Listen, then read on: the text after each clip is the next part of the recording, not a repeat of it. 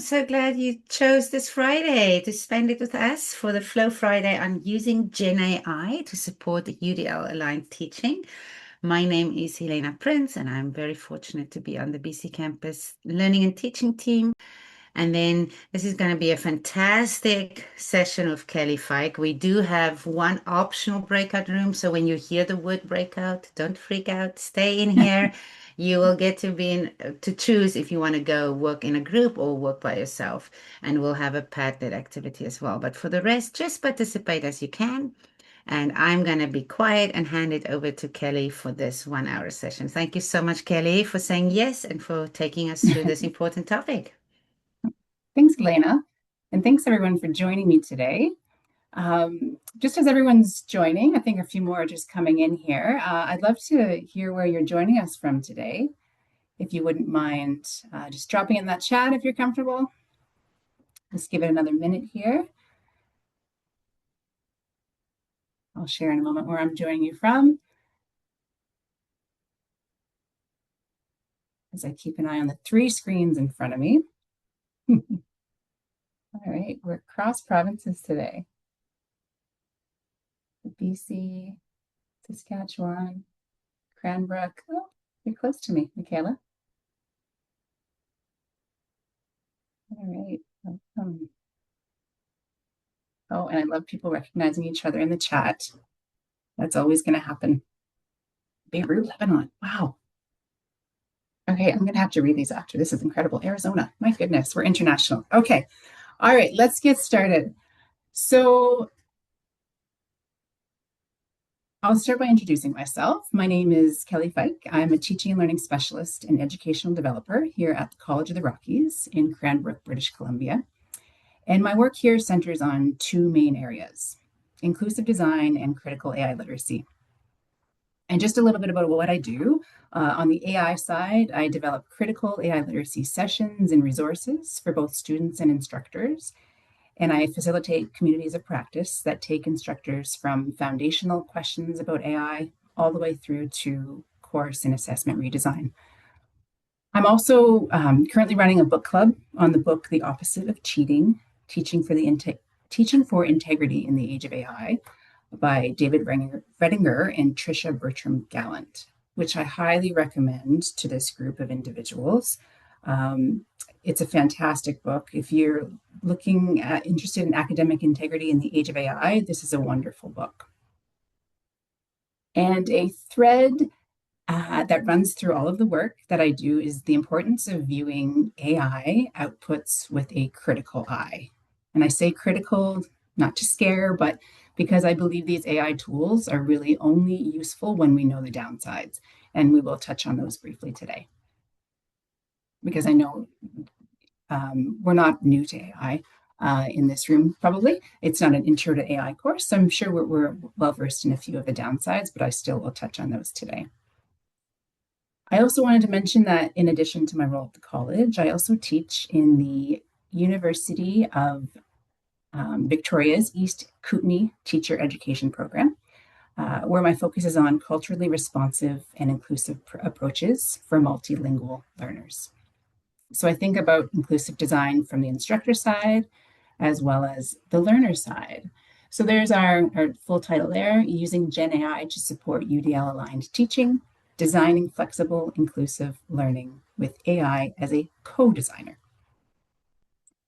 All right, so thank you for sharing where you're joining from today. I'm joining from Cranbrook, British Columbia, but this photo here on the screen was taken last week. I took it behind my house in Kimberley, British Columbia. It's the view I see every morning on my way to work. I'm very lucky. And every afternoon when I'm walking my dog. And this view absolutely never gets old. It's a daily reminder of how lucky I am, and a daily reminder of how lucky I am to be a guest on this land here. I've only lived here for 4 years. Every day I feel grateful for being here. I'm joining you today from the traditional territory of the Ktunaxa people, which is also home to the Kinbasket and Métis peoples. 5 First Nations are located within the regional boundary of the College of the Rockies where I work, 4 Ktunaxa bands and 1 Shuswap band. And wherever you're joining from today, You're likely on the traditional territory of Indigenous peoples who've called that land home since long before our institutions existed. And for me, land acknowledgement like this and inclusive design come from the same place, a recognition that our systems have not always served everyone equally. So two very big topics today, neuroscience and AI, all in 60 minutes. So obviously I had to make some design choices about what to focus on today. And today we're focusing mainly on design capabilities, using the large language model you're likely already using, whether it's Claude, Copilot, Gemini, whatever it might be. So here's how we'll spend our time together. We will start with a brief refresher on both UDL and generative AI. As the session description mentioned, it's not an intro to either of these topics, but we will still work from the same foundation by refreshing. When we review AI, we'll do so with a critical eye, because I don't think critical AI literacy can ever be separate from conversations about using these tools well. Then we'll move on to some sample outputs, some sample prompts and outputs, where I'll show you how I've used AI to support each of the three UDL principles with real prompts and real outputs. And these are actually shared with you in advance of the session today. Finally, the part I'm looking most forward to, we'll hand it over to you. You'll have a choice board of prompts organized by UDL principle on a Padlet that's been shared with you. And you'll try them out with your own materials or your own topics, whatever you choose. A quick note on the scope of this session, because it's only 60 minutes. What this session is, it's practical, it's exploratory. Looking at prompt frameworks you can begin using right away. And what it's not. We're focused entirely on the instructor side today. This isn't a session about training students to use AI, and it's not a session about how students can use AI in their learning. That deserves an entirely separate topic, separate workshop. The session also isn't about discussing the latest accessibility tools or ed tech products. Those, again, deserve their own session and is beyond the scope of today. So before we go any further, I'd love to know where everyone is at this point. This is a poll that should be launched on the screen here. Have you used AI to support your teaching? Not yet, a little, regularly? Yeah. I'm seeing lots of prompts, lots of answers coming in. Wonderful. All right, it looks like everyone's sort of completed there. I can help. Thanks, Paula. Oh, I'll stop sharing. Wonderful. Okay. Share results. There we go. Can everyone see the results? I can read them to you. Not yet, 10%, a little, 60%, and regularly, 30%.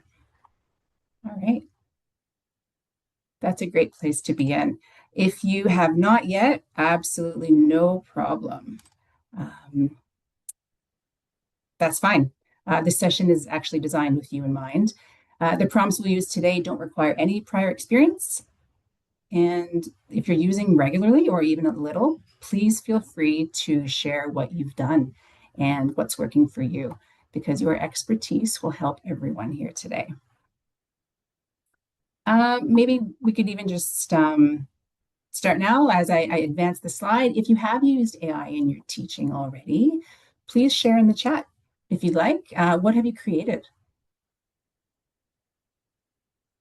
Has it been slides, handouts, rubrics, checklists, whatever it might be, accessibility support like alt text? Please feel free to share in the chat how you've already used it. While I have a sip. Yeah. Great. Yeah, Padlet has some great built-in capabilities for AI as well. Yeah. Infographics, everything. Okay. Awesome case studies. I can't wait to hear more. This is great. Yeah, alt text. Pretty amazing what it can do with alt text. All right, thank you for sharing. Okay, let's start with a brief UDL refresher. On the right-hand side of the screen, you should see an illustration of the brain. You may be familiar with this brain image as it corresponds to UDL. And the three colors correspond directly to the three UDL principles. The pink region at the back represents the recognition networks, the what of learning.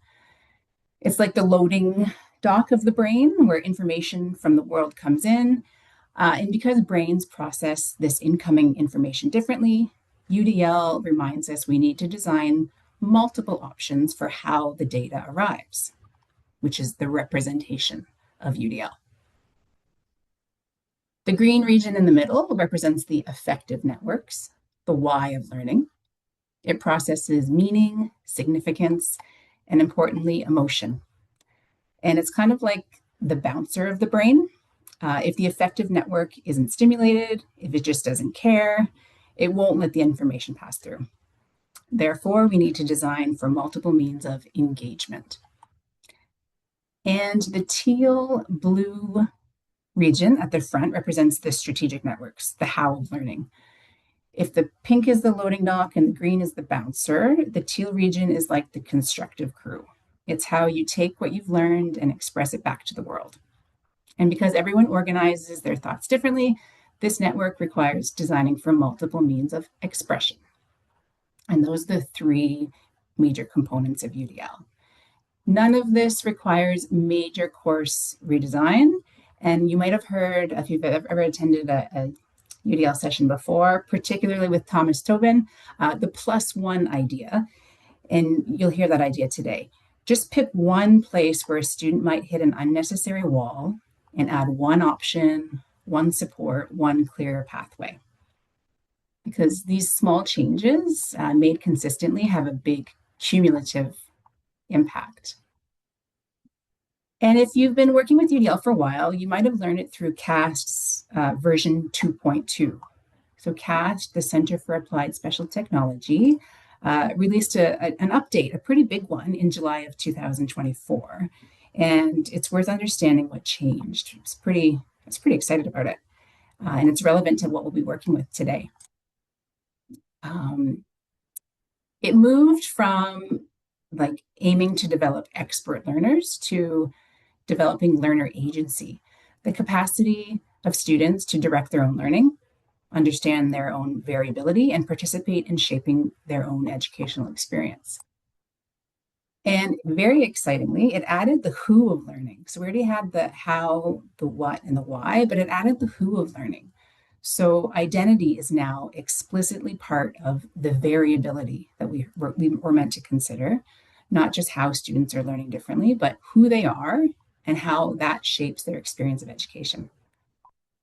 And I love how 3.0 emphasizes interdependence, joy. There's actually a consideration like bringing joy to learning, and belonging as genuine learning conditions, not soft additions. And this matters for how we think about engagement. Some of the language here that changed, it went from provide options to design options with learners as co-designers. And finally, it might seem minor, but previously they were called checkpoints, and now they're called considerations. So not a checklist to complete, but more like a compass to orient yourselves by. And this framing is directly useful to how we'll use AI today, with the who at the center. And UDL obviously is a phenomenal framework. We all know we would love to be using it all the time, but we are limited. We live in the real world, limited with resources and time, and this is where AI comes in. So I just want to do a brief AI refresher, just so we're all working with the same sort of vocabulary here today. Click, click, click. There we go. All right, so here is what AI is genuinely good at in course design, and I'm sure you've already recognized this. So it generates content at scale quickly. You can ask it to produce 5 different versions of the same explanation. each at a different reading level in the time it would take you to write one. It adjusts reading level, language complexity, and tone on request. This is really valuable for courses with multilingual learners or students with varied academic backgrounds. I'm going to show this one to you today. It transforms content between formats. So you can take a dense block of text and ask it AI to turn it into a case study, an FAQ, a step-by-step checklist, set of discussion questions, and I see some of those uses already mentioned in the chat.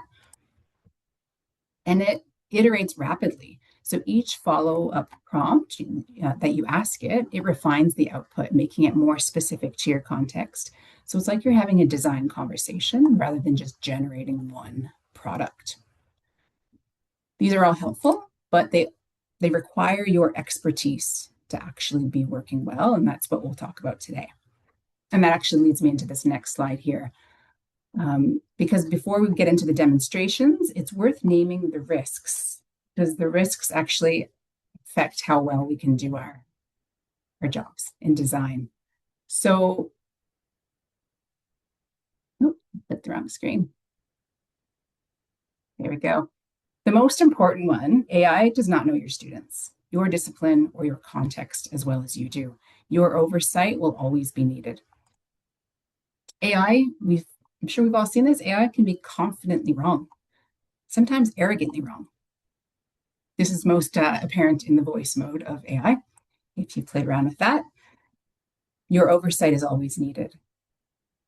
It will produce content that sounds authoritative and sometimes, if not often, is wrong. So everything it generates should always be considered a first draft. Your judgment is what will make it actually usable. A big one, bias. Bias is a genuine concern when designing for students. These models are trained on large bodies of text that reflect real inequities in our society and our world. Inequities in whose knowledge is centered, whose experiences are treated as default, and whose perspectives are missing entirely. So this is important to note when working with UDL, because UDL explicitly centers diverse identities and experiences. It means you need to actively ask whose voices are present in an AI output and whose are not, because neutral is not a setting AI tools have.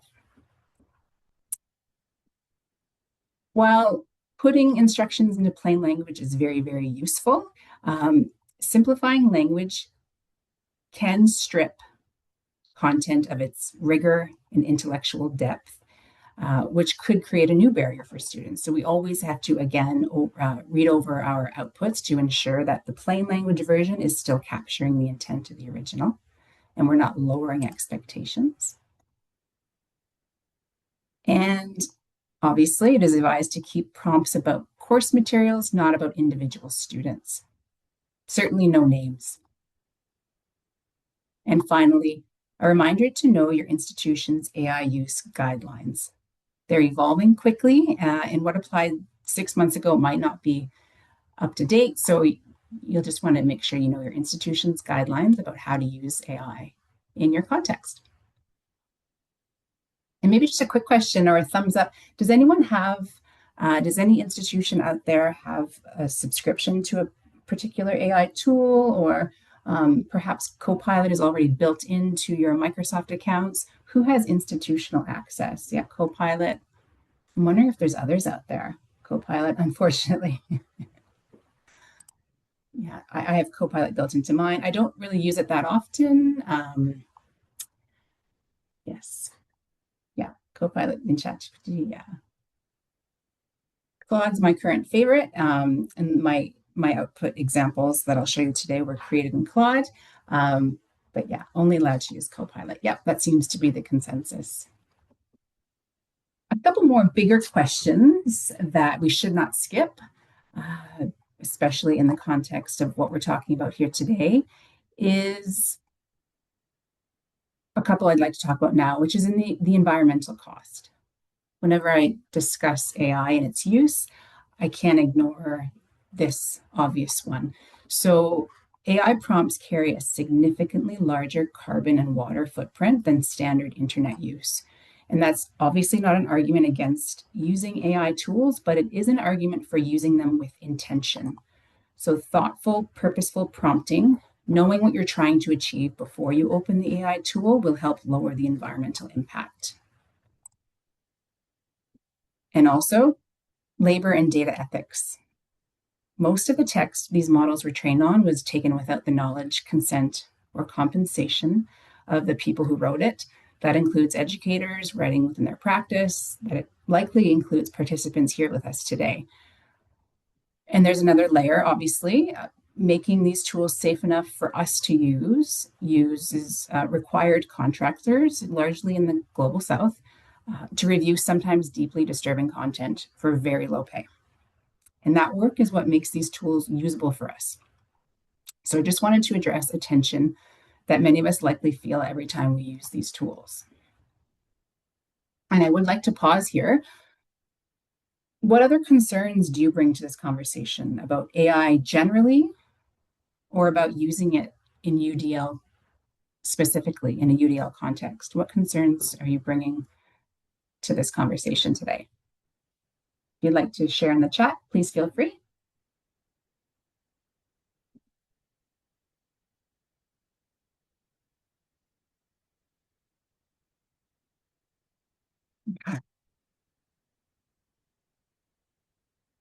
There are many, many. I know it's a big, big conversation. And in fact, it is a workshop on its own.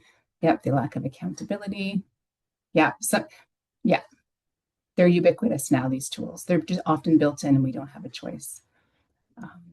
Yeah, there are some deep concerns. Transparency of use, definitely. Yeah, power consumption.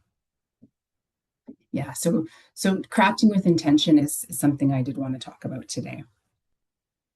All right, so in the build up to the choice board where you get to try some of these crafted prompts out and maybe design some of your own, I wanted to show you a couple, or not a couple, three that I have used in my own teaching and learning specialist context here at the college. If I had more time, I'd prompt them live in front of you, but instead I prompted them in advance and uploaded the outputs from Claude into the folder that was shared with you. So feel free to open those now and have them on hand, or you can just review them later because I will show you some screenshots from them.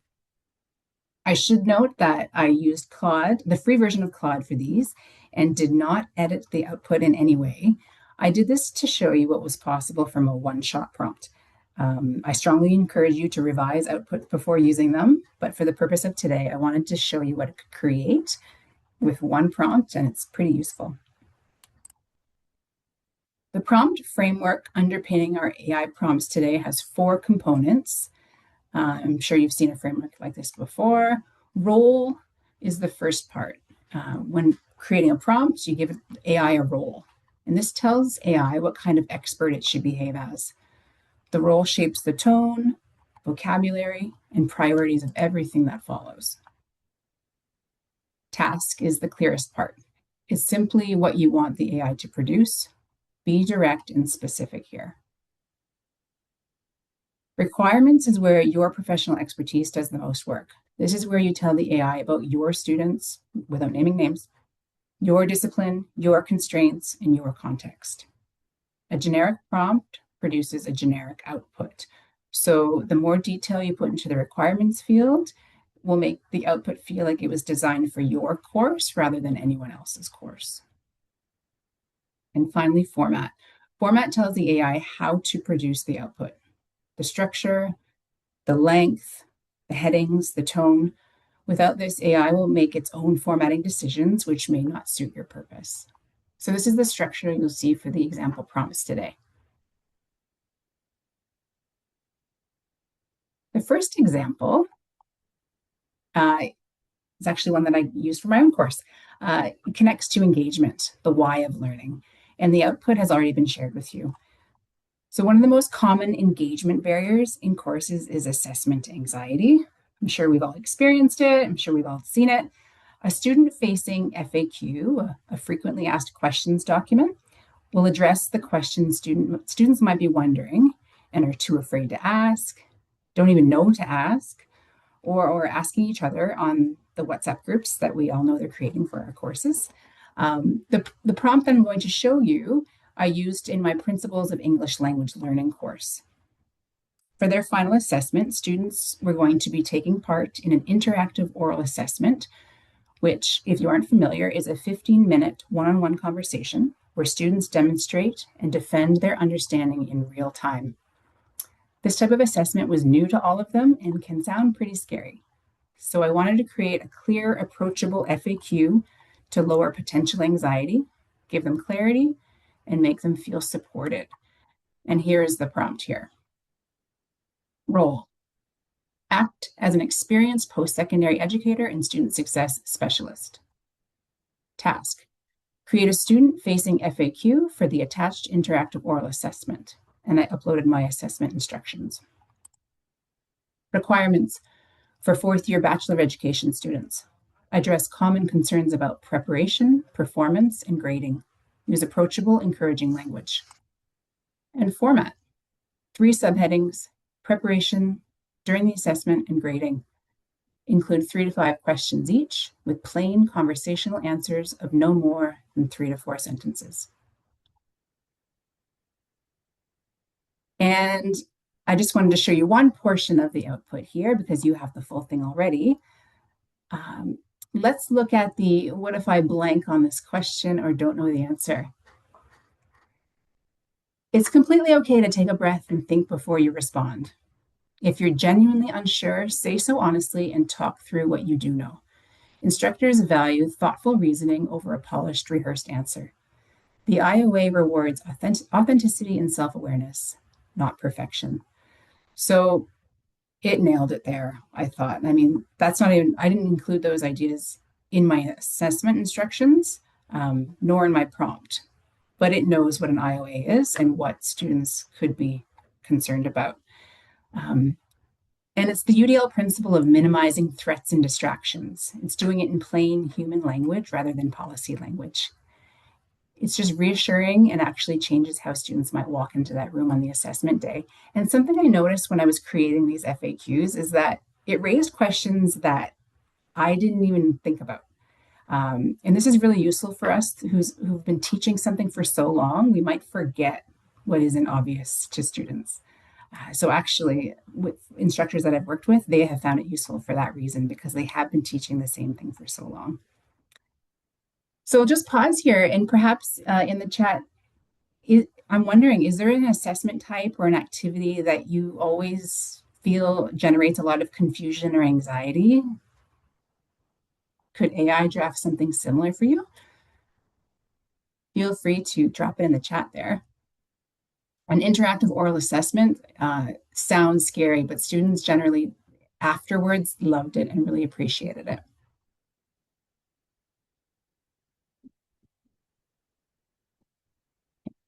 And I'll just move on here to the second demonstration here on representation.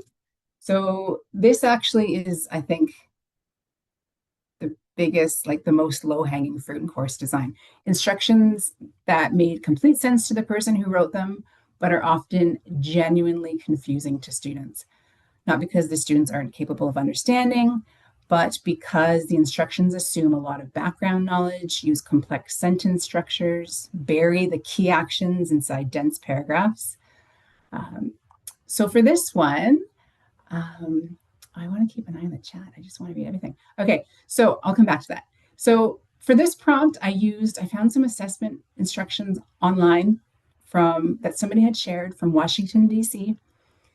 Apologies if this assignment belongs to you. I don't think I saw anyone from Washington, D.C., but actually not really, because this is a very cool assignment. It asks students to choose between a presentation and a podcast. A very cool assignment, but it's 12 pages of instructions. It took me a long time sifting through to actually see that it was a great assignment before I got to that. So what I thought this could use is a prompt like this one. Act as an instructional designer with expertise in plain language and accessible course design. Revise the attached assignment instructions to reduce cognitive load for second-year business students.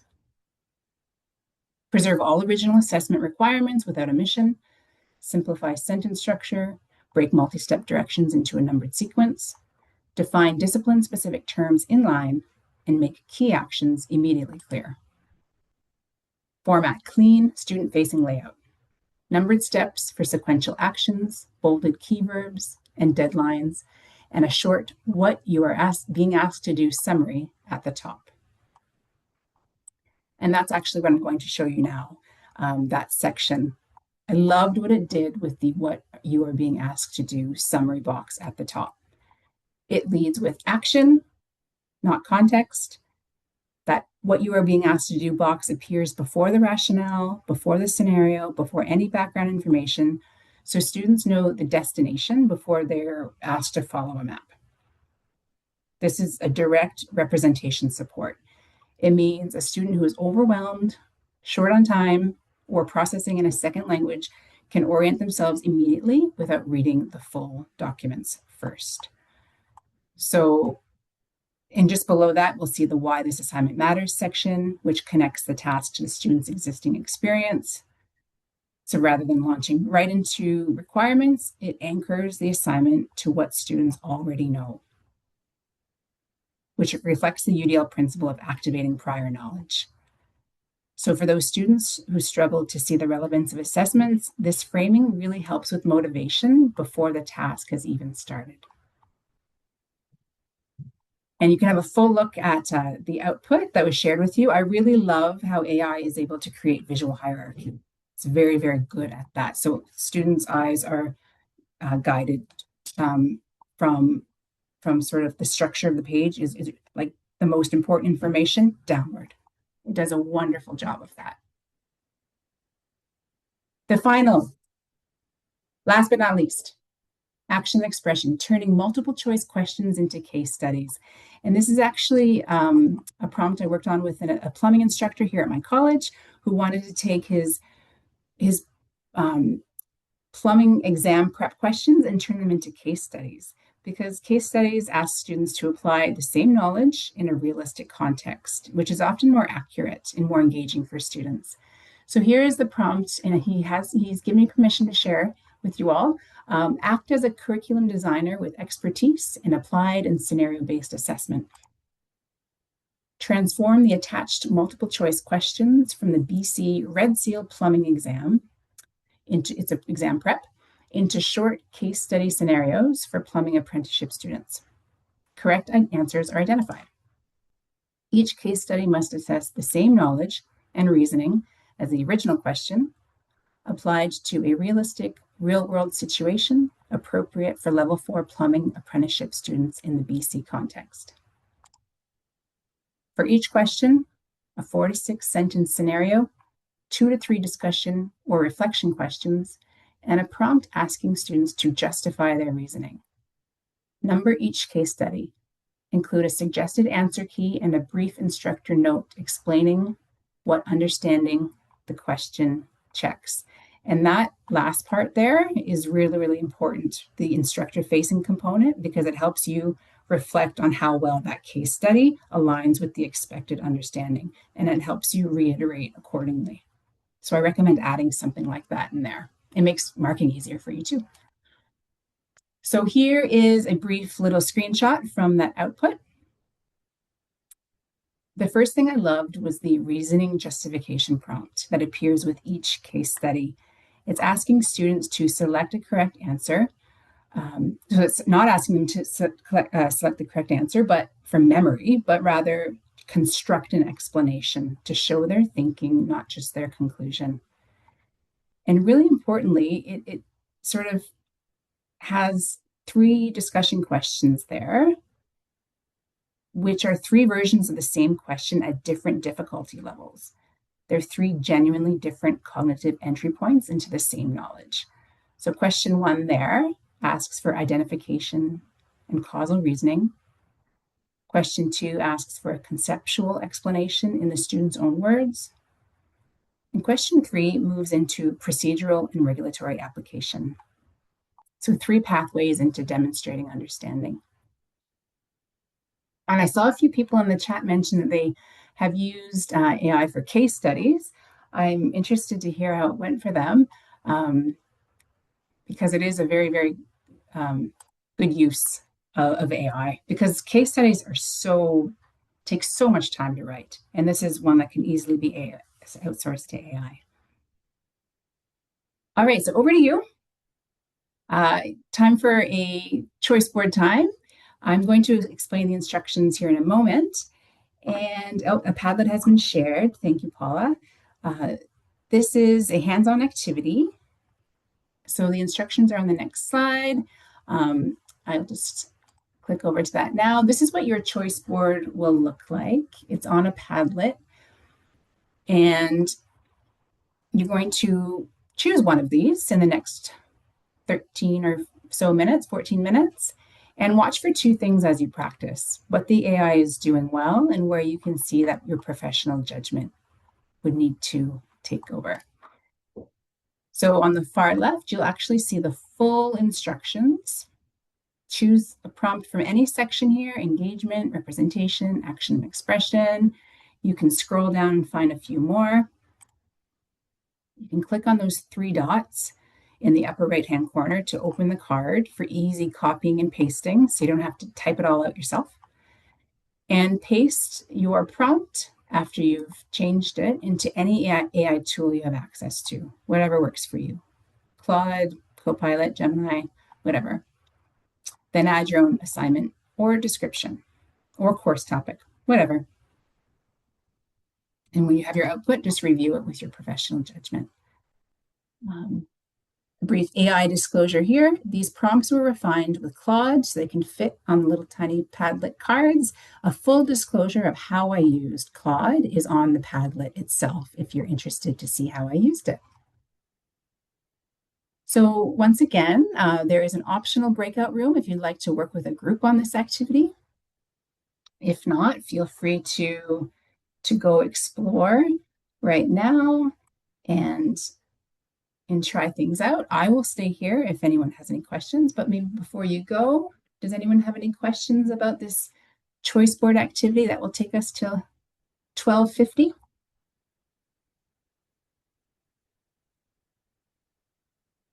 I'll remain here if you want to come back with any questions, but if you're ready to go explore with the choice board, I would love if you could come back at 12:50. Welcome back. I hope you had time to get through at least maybe one prompt, maybe started a prompt and you might come back to it later. I'd intended for there to be 15 minutes for you to do that, but it sort of worked out to be more 12 or 13. But I'd love to hear how it went. What did it do well? Which one did you choose?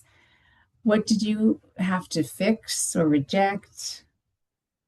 Maybe if you want to give it a rating out of 10 for how well it did.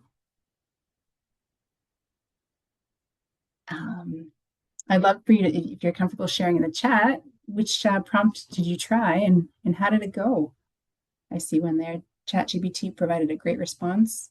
I'm interested to hear which one you chose.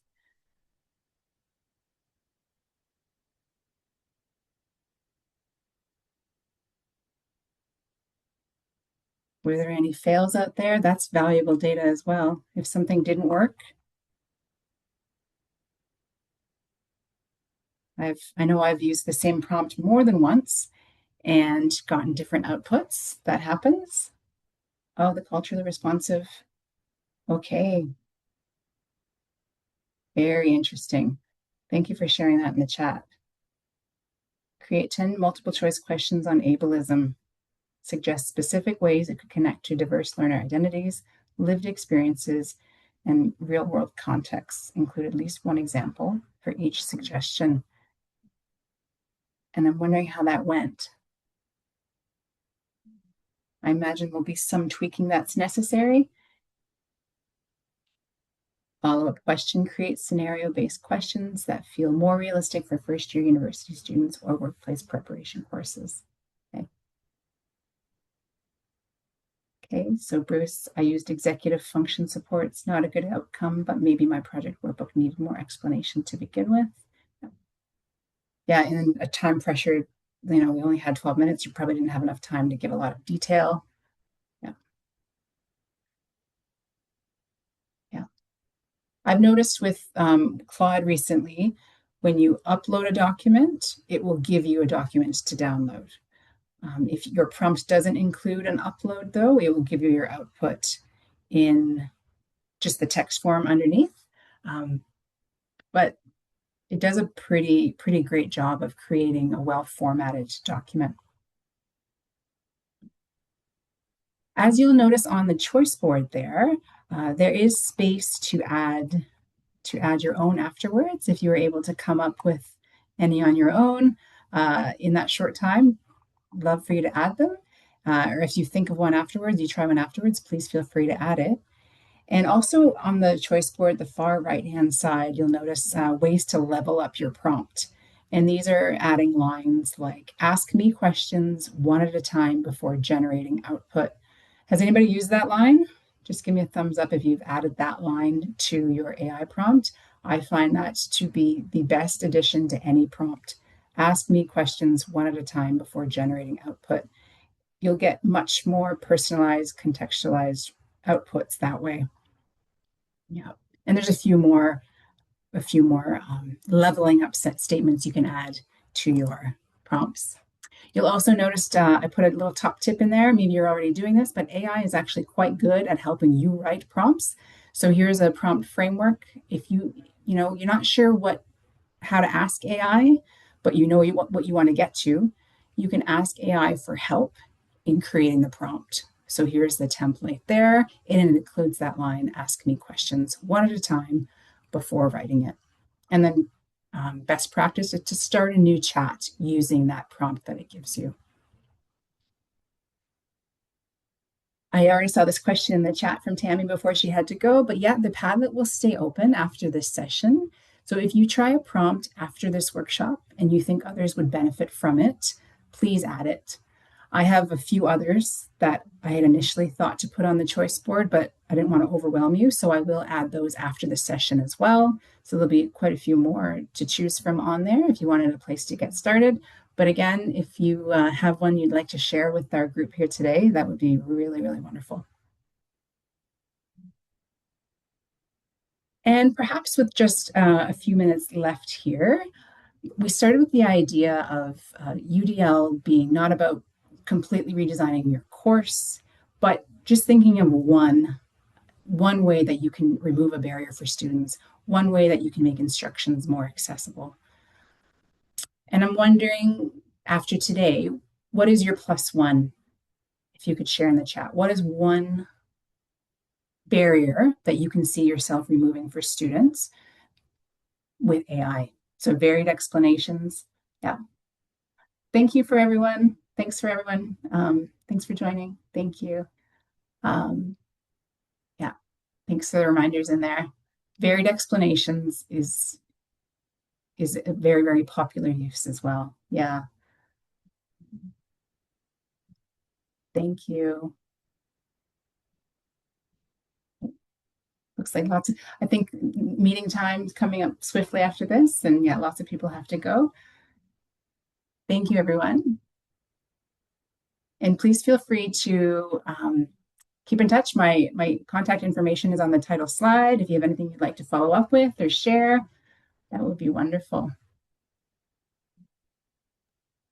Thanks, everyone. Yeah, thank you, Kelly. I can't imagine a better way to spend my Friday morning. I use some prompts too, and an activity that we sometimes use with one of our AI workshops that's a little bit clunky, and I really feel the recommendations were spot on. So thank you so much. And I think the Padlet is a very valuable resource that will probably used a lot. Thank you, everyone, for joining us today. And if you want to be a flow facilitator, reach out to me. Or just fill out the survey as well with some ideas for the future. I wish all of you a wonderful March. I can't believe we're in March. And I also wish you a wonderful weekend. Thank you. Thanks, everyone.